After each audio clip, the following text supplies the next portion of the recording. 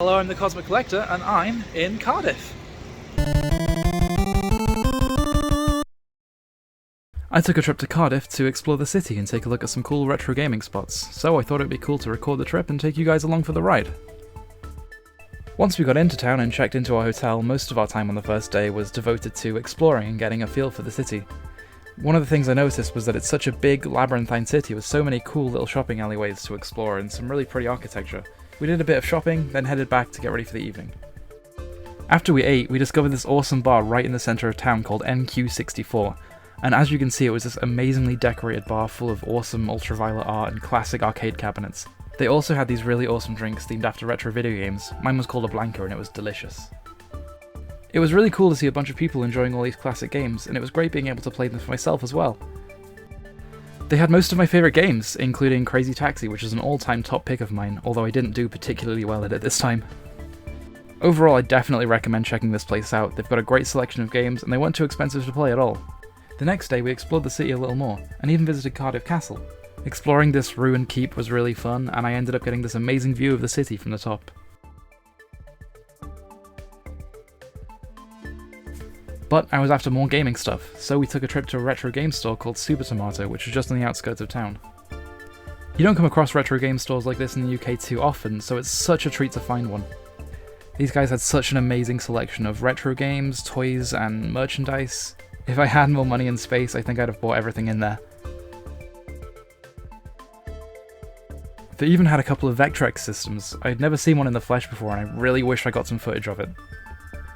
I talked to one of the owners for a while and he was super friendly and knowledgeable. If you're in Cardiff, you have to check these guys out.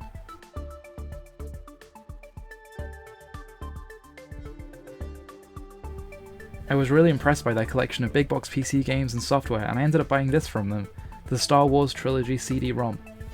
This was a fun software package released in 1995 that turns your computer into a Star Wars machine. It even has a library of video and audio clips, including some deleted scenes. On our way to our next stop, we came across this guy playing music from Mario games. The final stop on our gaming journey was the Arcade Vaults. This is a venue in the city centre where you can go and play some classic console and home computer games. You can also get food there and book out the second floor in the community rooms for events. Their selection of games was really impressive. They even had a playable Vectrex. I'd never seen a single one before, and now I've seen a whole lot of them in the same day, and I even got to play one.